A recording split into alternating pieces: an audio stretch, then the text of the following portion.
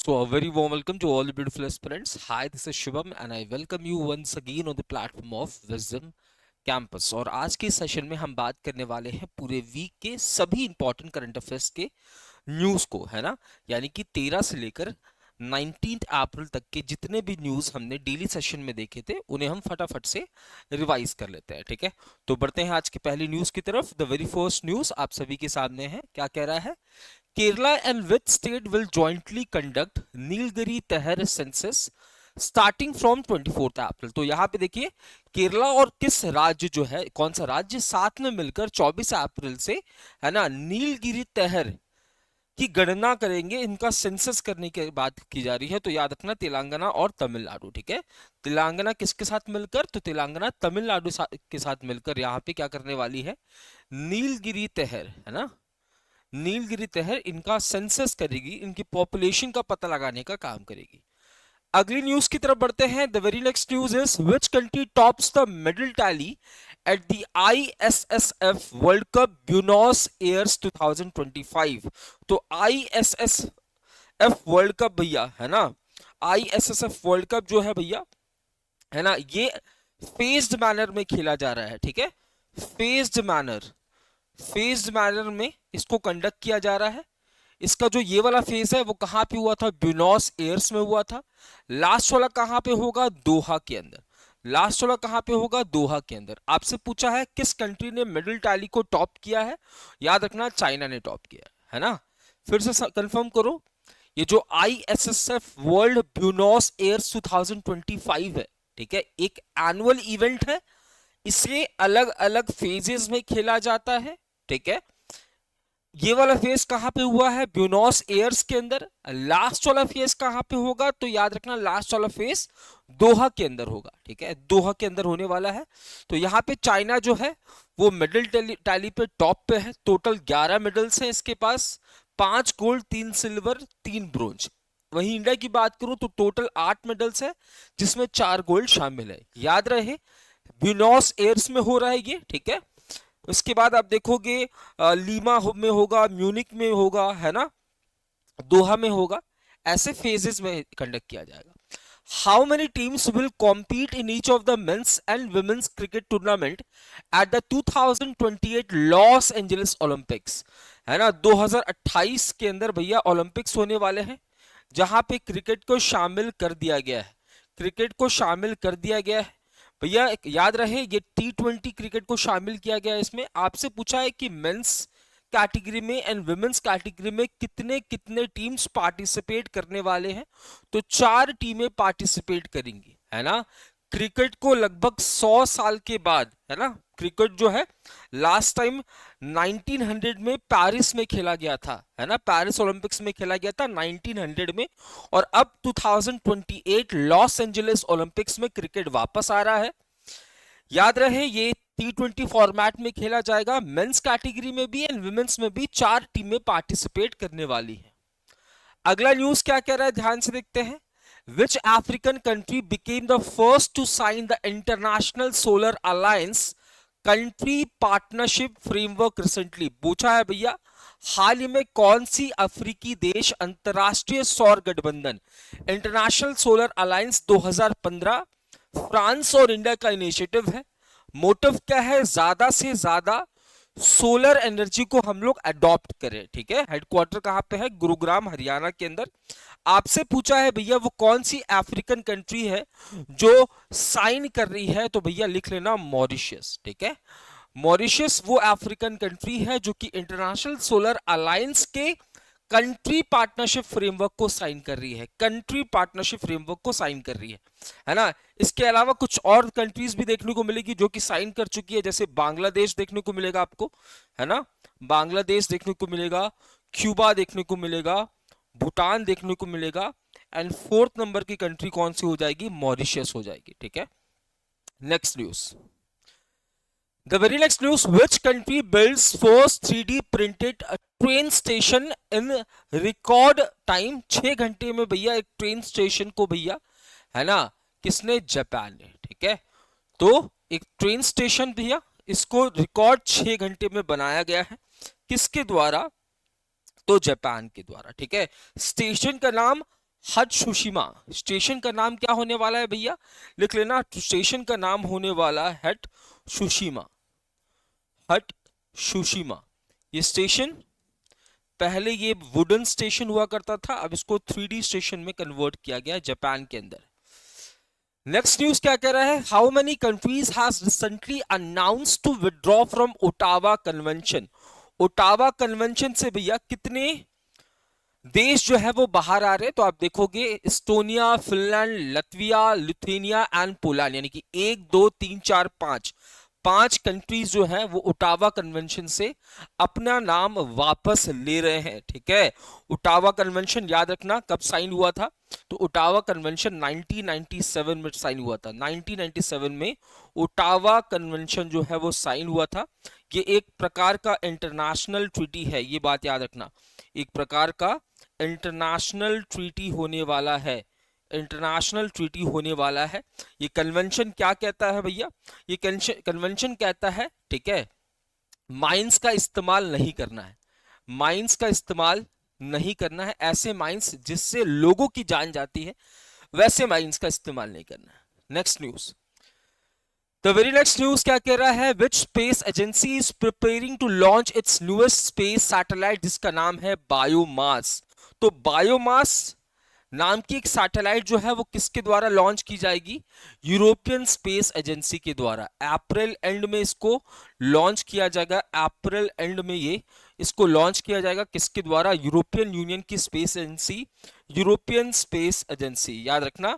ठीक है, ये बेसिकली फॉरेस्ट बायोमास को रीड करने का, फॉरेस्ट बायोमास को रीड करने का काम करेगा, फॉरेस्ट की मैपिंग वगैरह करेगा, फॉरेस्ट की मैपिंग वगैरह करेगा, ताकि हमें पता चल सके कि कितने फॉरेस्ट जो है वो अभी दुनिया के अंदर है, कितने लेंथ में फैले हुए, सारी चीजें। नेक्स्ट न्यूज क्या कह रही है, नेक्स्ट न्यूज कह रहा है, who was recently conferred honorary doctorate by Slovakia's Constantine university. अगर आपको याद हो, रिसेंटली द्रौपदी मुर्मू स्लोवाकिया के दौरे पे गई हुई थी, स्लोवाकिया के दौरे पे गई हुई थी, साथ ही साथ पोर्चुगल के दौरे पे भी गई थी, पोर्चुगल के दौरे पे भी गई थी। तो यहाँ पे आप देखोगे इनको स्लोवाकिया के कॉन्स्टेंटाइन यूनिवर्सिटी का ऑनररी डॉक्टरेट मिला है, किसके, तो द्रौपदी मुर्मू जी। तो द्रौपदी मुर्मू जी है ना, स्लोवाकिया एंड पोर्चुगल के दौरे पे गई हुई थी, क्लियर है। नेक्स्ट न्यूज क्या कह रहा है, which team won the Indian super league 2024-25। तो ये एक फुटबॉल टूर्नामेंट है, याद रखना, फुटबॉल टूर्नामेंट होने वाला है, जैसे आईपीएल है ना, वैसी इंडियन सुपर लीग या आईएसएल भी इसे कहते हैं। ठीक है, आईएसएल भी कहते हैं। कौन जीत रहा है, तो याद रखना मोहन बगान जीत रहा है। कौन जीत रहा है, मोहन बगान, और ये मोहन बगान का दूसरा टाइटल होगा, मोहन बगान का ये सेकंड टाइटल होने वाला है, ये बात भी आपको याद रखनी है। ठीक है, तो इंडियन सुपर लीग एक फुटबॉल टूर्नामेंट, जैसे आईपीएल है वैसे ही आईएसएल है। ठीक है, सबसे ज्यादा गोल्स अब तक इंडियन सुपर लीग में किसने मारा है, तो Sunil Chhetri, most number goals, most goals किसने मारा है, सुनील छेत्री। ठीक है, I next news is, which country set to host FIFA women's world cup 2035। हाँ जी, फीफा विमेंस वर्ल्ड कप की बात हो रही है। देखो 2027 की बात करूं, अगर 2031 की बात करूं, 2035 की बात करूं, और इससे पहले 2023 की बात करूं, तो यहां पे भैया 2023 में है ना वर्ल्ड कप कौन जीता था, स्पेन जीता था, याद आ रहा है, स्पेन जीता था, एटिना बोनमाटी सबसे ज्यादा उन्होंने गोल स्कोर किया था, तो स्पेन जीता था 2023 का वर्ल्ड कप, 2023 में ये विनर था। ठीक है, वही मैं बात करूं 2027 में, तो 2027 वाला भैया कहां पे होगा, ब्राजील के अंदर, ब्राजील के अंदर। ये इसका 9वां एडिशन था, यानी कि ये इसका 10वां एडिशन होगा, ये 11वां एडिशन होगा, सॉरी हाँ ये 9वां था, ये 10वां है, एक मिनट सॉरी, ये 10वां है ना, ये 11वां और ये 12वां। 2027 वाला कहां पे होगा, ब्राजील के अंदर। 2031 वाला भैया याद रखना, ठीक है, यूएसए के अंदर होगा। ठीक है, यूएसए के अंदर होगा। एंड 2035 वाला होने वाला है भैया यूके के अंदर, कहां पे, यूके के अंदर। तो आपका ऑप्शन है ना सी सही हो जाएगा, क्लियर है। आओ हाँ, which retired cricketer is set to get a knighthood for his services to cricket. तो इंग्लैंड के फास्ट बॉलर है ना, रिटायर्ड क्रिकेटर है ये, ठीक है, जेम्स एंडरसन को नाइटहुड से सम्मानित किया जा रहा है। अगले प्रश्न की तरफ बढ़ते हैं। कह रहा है in which city global justice peace, है ना, global justice love and peace summit held recently, है ना, कहां पे हुआ भैया, तो याद रखना दुबई के अंदर, ठीक है, दुबई के अंदर हुआ। दुबई के अंदर एक समिट हुआ। कौन सी समिट, तो जस्टिस लव एंड पीस। यहां पे भैया कौन पार्टिसिपेट कर रहे थे, तो नोबल पीस प्राइज के विनर्स, नोबल पीस प्राइज के विनर्स ने यहां पे पार्टिसिपेट किया। इंडिया की तरफ से कौन पार्टिसिपेट कर रहे हैं, इंडिया की तरफ से कैलाश सत्यार्थी। कौन कर रहे हैं, कैलाश सत्यार्थी, इंडिया की तरफ से, ठीक है, इंडिया की तरफ से मदर टेरेसा को भी नोबेल पीस प्राइज मिला है, एंड कैलाश सत्यार्थी को भी मिला है। कैलाश सत्यार्थी साहब को भी ये 2014 में मिला है, एंड इन मदर टेरेसा को 1979 में। चलिए अगली न्यूज की तरफ बढ़ते हैं। Supreme court sets dash month deadline for decision on bills reserve by governors for president. तो यहां पे भी ये डेडलाइन दिया गया है किसके द्वारा, सुप्रीम कोर्ट के द्वारा, ठीक है, किससे रिलेटेड, बिल से रिलेटेड। स्टेट लेजिस्लेटिव असेंबली से कोई बिल पास होकर गवर्नर के पास आती है तो वो गवर्नर उसे बहुत समय तक होल्ड नहीं कर सकते हैं, उसके लिए यहाँ पे डेडलाइंस की बात की जा रही है। तो 3 महीने का गाइडलाइन, ठीक है, 3 महीने का गाइडलाइन यहाँ पे दिया जा रहा है, ठीक है। चलिए next says which Indian state declared a wild life sanctuary after doctor B R Ambedkar. Doctor B R Ambedkar साहब, है ना, तो डॉक्टर बी आर अम्बेडकर साहब की बर्थ एनिवर्सरी हमने कब सेलिब्रेट किया, तो बर्थ एनिवर्सरी हमने सेलिब्रेट किया कब, 14 अप्रैल को, 14 अप्रैल को हमने बर्थ एनिवर्सरी सेलिब्रेट किया। इनका जन्म कहाँ पे हो रहा है, माओ के अंदर, है ना, माओ यानी मध्य प्रदेश के अंदर इनका जन्म हो रहा है, ठीक है। और मध्य प्रदेश गवर्नमेंट ही भैया इनके नाम से एक वाइल्ड लाइफ सेंचुरी जो है वो अनाउंस कर रही है। देखते हैं भैया कितने एरिया में फैला होगा ये, तो ये 258.64 स्क्वायर किलोमीटर में ये फैला होने वाला है। मध्य प्रदेश के सागर डिस्ट्रिक्ट में डॉक्टर भीमराव अंबेडकर अभ्यारण्य इसका नाम होने वाला है, ठीक है। आओ next news is who among the following recently launches integrated health insurance scheme in Orissa. Orissa के अंदर एक इंटीग्रेटेड हेल्थ इंश्योरेंस स्कीम को लॉन्च किया गया है। देखो कौन कौन सी, देखो आयुष्मान भारत, प्रधानमंत्री जन आरोग्य योजना, ठीक है। ये स्कीम कब लॉन्च होती है, स्कीम लॉन्च होती है 22 सितंबर 2018 को, 22 सितंबर 2018 को ये स्कीम लॉन्च होती है, जिसके तहत 5 लाख रुपए पर फैमिली, 5 लाख रुपए पर family per year cashless treatment आपको दिया जाएगा, कैशलेस ट्रीटमेंट आपको प्रोवाइड किया जाएगा। साथ ही साथ इसमें कुछ चेंजेस भी किए गए थे कि आपके फैमिली में अगर कोई बुजुर्ग है तो उनको 5 लाख एडिशनल ट्रीटमेंट दिया जाएगा। तो आयुष्मान भारत प्रधानमंत्री जन आरोग्य योजना ये इंटीग्रेट कर रहा है उड़ीसा में ऑलरेडी गोपाल बंधु जन आरोग्य योजना से, गोपाल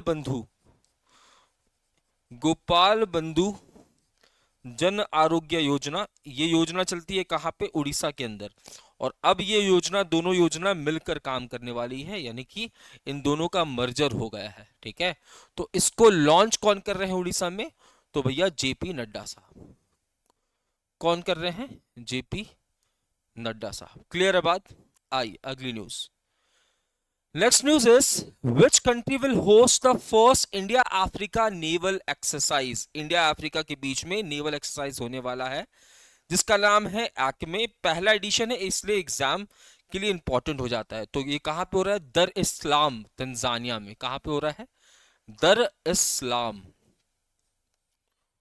दर इस्लाम तंजानिया में इसको कंडक्ट किया जा रहा है, ठीक है। 13 अप्रैल से शुरू हुआ है। नेक्स्ट न्यूज कह रहा है which country recently unveiled BM-04 short range ballistic missile. BM-04 short range ballistic missile, इसको इंडिया अनवील कर रहा है। बनाया किसने है, डिफेंस रिसर्च डेवलपमेंट ऑर्गेनाइजेशन यानी कि डीआरडीओ ने इसे बनाया, ठीक है, डीआरडीओ ने इसे बनाया है, ये बात आपको ध्यान रखनी है। BM-04 जो कि एक शॉर्ट रेंज बैलिस्टिक मिसाइल होने वाला है, ठीक है, ऑप्शन डी आपका सही आंसर। चलिए, who has been recently re-elected as the president of Ecuador? Ecuador के नए प्रेसिडेंट भैया किसको अपॉइंट किया गया है फटाफट से?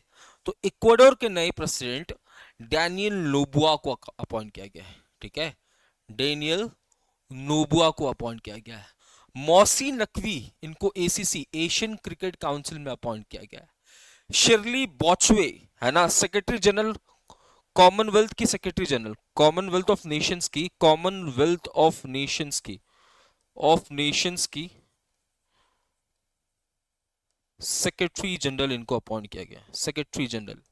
नितुम्बू नंदी दाइत्वा, है ना, इनको नमीबिया का first women president, first women president of Namibia, women president of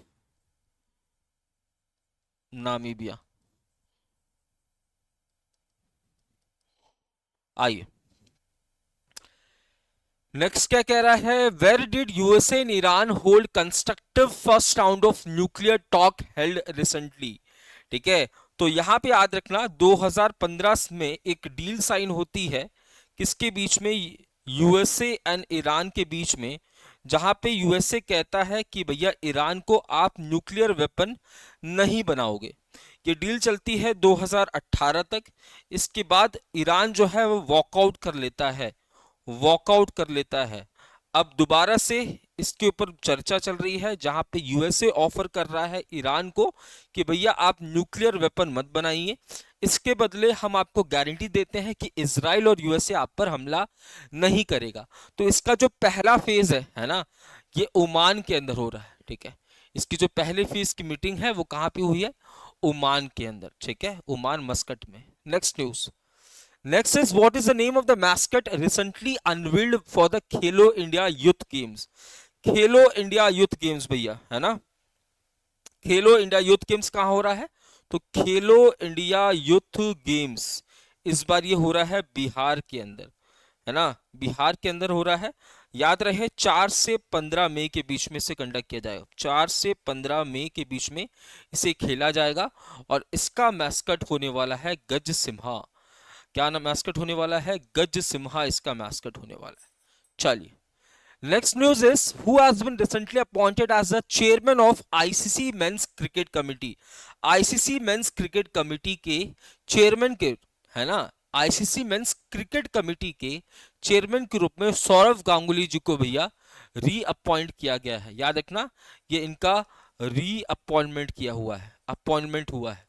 साथ ही साथ आप देखोगे, ठीक है, वीवीएस लक्ष्मण जी, वीवीएस लक्ष्मण जी को भी यहां पे रिटेन किया गया है as board member, as board member, ठीक है। तो Sourav Ganguly has been appointed as the chairman of ICC men's cricket committee. चलिए, next news is who recently won Rolex Monte Carlo Masters? Rolex Monte Carlo Masters जीता है भैया Carlos Alcaraz ने। किसने जीता है? कार्लोस अल्कराज ने। किसको हराया है?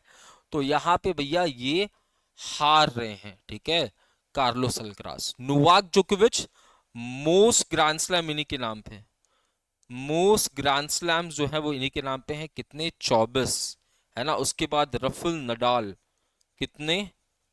22। उसके बाद रॉजर फेडरर, कितने हैं इनके पास ग्रैंड स्लैम? 21, है ना। टोटल 4 ग्रैंड स्लैम्स होते हैं। पहला वाला हो चुका है ऑस्ट्रेलियन ओपन, इसको जानिक सिनर ने जीता है, ये बात ध्यान में रखना, ठीक है। कार्लोस अल्कराज ने ये वाला जीता है, ठीक है। Next news, in which state जत्रा उत्सव रिसेंटली सेलिब्रेटेड? तो जत्रा उत्सव रिसेंटली कहां सेलिब्रेट हुआ है? त्रिपुरा में, जहां पे मानिक साहा ने इसे इनॉग्रेट किया है। मानिक साहा ने, मानिक साहा जो इस यहाँ के सीएम होने वाले हैं, उन्होंने इसे इनॉग्रेट किया है। जत्रा उत्सव, ठीक है, कौन सा उत्सव है? जत्रा उत्सव है। चलिए, who recently inaugurated black box lab? भैया ब्लैक बॉक्स लैब कौन इनॉग्रेट कर रहा है? ठीक है, तो यहाँ पे ब्लैक बॉक्स लैब जो है भैया, इसे हमारे यूनियन एविएशन मिनिस्टर जिनका नाम है राम मोहन नायडू, ये इनॉग्रेट कर रहे हैं। ये जो ब्लैक बॉक्स लैब है भैया, ब्लैक बॉक्स लैब है, इसका काम क्या है भैया? तो एविएशन सेक्टर में सेफ्टी को इन्हांस करने के लिए, एविएशन में सेफ्टी को इन्हांस करने के लिए, है ना, कोई एक्सीडेंट्स होती है तो ये एक्सीडेंट्स किस वजह से हुए, इन सारी चीजों को यहाँ पे देखने का काम किया जाएगा। ब्लैक बॉक्स लैब को union aviation minister Ram Mohan Naidu ji क्या कर रहे हैं भैया? इनॉग्रेट कर रहे हैं। कहाँ पे हो रहा है? न्यू दिल्ली के अंदर इस फैसिलिटी को देखा जा रहा है। 9 करोड़ रुपए लगे हैं इसको बनाने में। चलिए, who recently become the first state to implement SC classification? Schedule caste schedule tribe को फर्दर क्लासिफाई करने की बात की जा रही है, फर्दर क्लासिफाई करने की बात की जा रही है, ताकि बहुत सारे ऐसे केसेस आपने देखे होंगे, बहुत सारे SC STs में भी बहुत ज्यादा वीकर सेक्शन के लोग देखने को मिलते हैं, है ना, तो उनको सेपरेट कोटा दिया जा सके, इस वजह से, है ना, आप देखोगे SC STs को यहाँ पे फर्दर क्लासिफाई करने की बात की जा रही है। ठीक है, फर्दर करने की बात की जा रही है, तो याद रखना तेलंगाना इसे इम्प्लीमेंट किया है, तेलंगाना।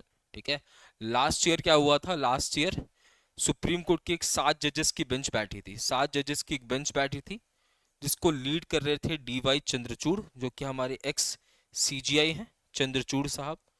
ठीक है, इस बेंच ने डिसीजन लिया Devinder Singh versus state of Punjab, Devinder Singh versus state of Punjab में, स्टेट ऑफ पंजाब का केस सुनवाई चल रही थी, तो यहाँ पे 7 जजेस के बेंच ने 6-1 से ये डिसीजन लिया कि जो classification of schedule caste and schedule tribe है, ये फर्दर आप कर सकते हो, स्टेट के पास ये राइट होगा। तो तेलंगाना पहली स्टेट बन गई है जो कि SC क्लासिफिकेशन को इंप्लीमेंट कर रही है।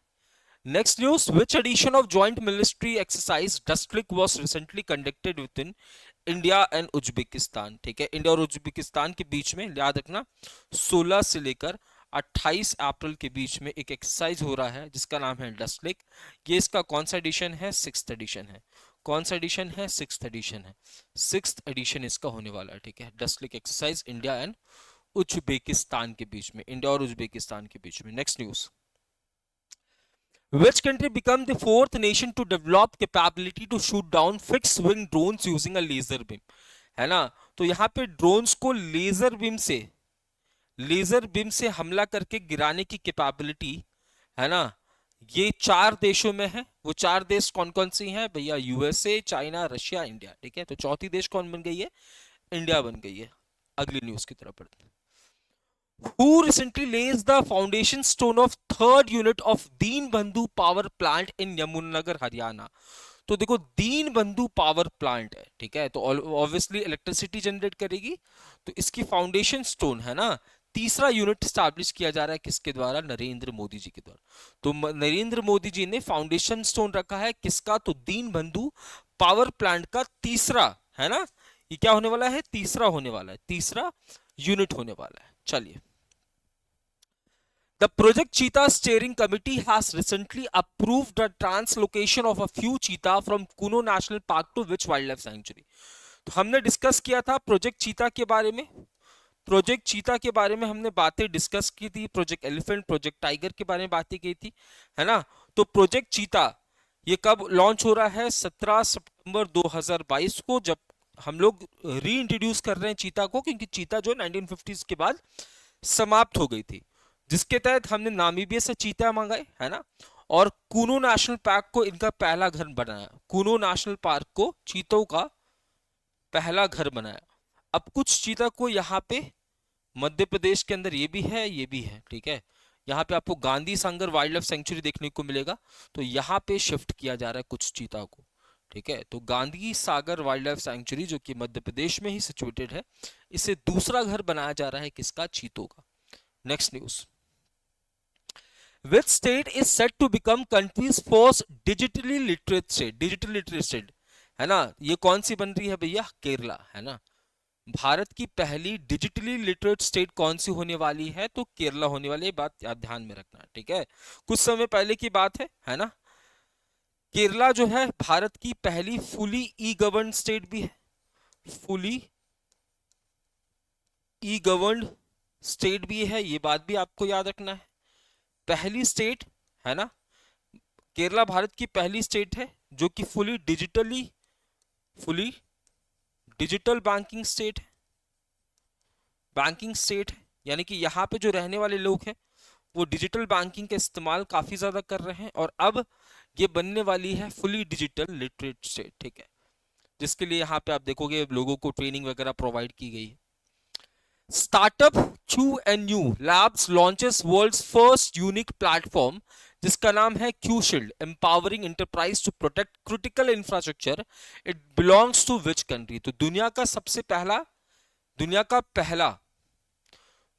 पहला है ना एक प्लेटफॉर्म लॉन्च किया गया जिसका नाम है क्यू शील्ड, जो कि कंपनीज के क्रिटिकल इंफ्रास्ट्रक्चर जैसे उनके एसेट वगैरह है उनको साइबर थ्रेट से बचाने का काम करेगी। तो भैया स्टार्टअप क्यूनो लैब्स जो है ये इंडिया की कंपनी है, बेंगलुरु बेस्ड, ठीक है। आइए, next news is who will inaugurate Jagannath temple in Digha on 30th अप्रैल? तो भैया जगन्नाथ टेम्पल कहां पे? दीघा के अंदर। इसको इनॉग्रेट कौन करेंगी? ममता बनर्जी। देखो आप बोलोगे जगन्नाथ टेम्पल तो सर उड़ीसा में है, जगन्नाथ टेम्पल तो है भैया उड़ीसा में, है ना। तो इसकी एक सेम रेप्लिका जो है वो वेस्ट बंगाल के दीघा में बनाई गई है, जिसको इनॉग्रेट करने का काम कौन करेंगे? ममता बनर्जी, 30 अप्रैल को। चलिए, which state recently launch Bhu Bharati portal to ensure land security and transparency? तो यहां पे क्या हो रहा है भैया? यहां पे पूछा है भू भारती पोर्टल जो है किसके द्वारा लॉन्च किया गया? तो तेलंगाना गवर्नमेंट ने क्या लॉन्च किया है? तो भू भारती पोर्टल किसके द्वारा? रेवांत रेड्डी जी के द्वारा से लॉन्च किया गया, रेवांत रेड्डी जी के द्वारा से लॉन्च किया गया। बेसिकली भैया ये जो पोर्टल है भू भारती पोर्टल, ये आपको लैंड राइट्स जो है देने का काम करेगा।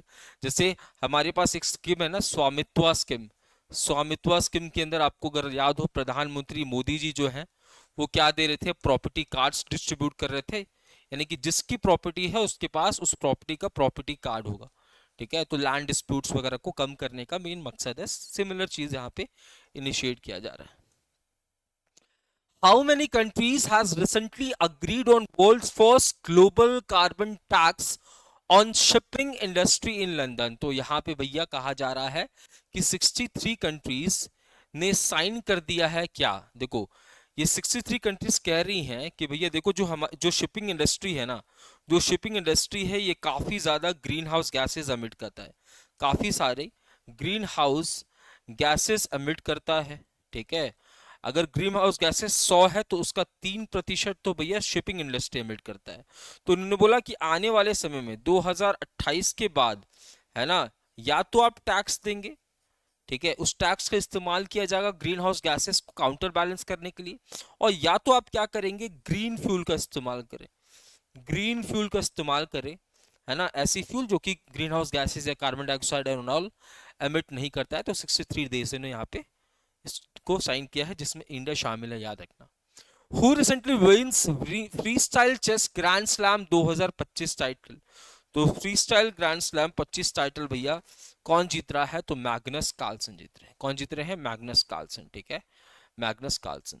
किसको हराया है? तो ये हार चुके हैं डी गुकेस, ये करंट वर्ल्ड चैंपियन है, करंट वर्ल्ड चैंपियन है। इन्होंने किसको हराया था? डिंग लिरन को हराया था। किसको हराया था? डिंग लिरन को हराया था। और ये यंगेस्ट ग्रैंड स्लैम भी है, यंगेस्ट ग्रैंड मास्टर भी है, ठीक है। आओ, who has been recently named as ICC Men's Player of the Month for March 2025? देखो चल क्या रहा है? अप्रैल, है ना, तो अप्रैल में मार्च का प्लेयर ऑफ द मंथ का अवार्ड दिया जाता है इस बार, है ना। मार्च वाला कौन जीत रहा है भैया? मार्च वाले श्रेयस अय्यर, फरवरी वाले शुभमन गिल, जनवरी वाले जोमन वरिकन, एंड दिसंबर वाले जसप्रीत बुमराह। फीमेल कैटेगरी में जॉर्जिया वो, ठीक है। आओ, in which Indian state was Palm Sunday recently fest celebrated.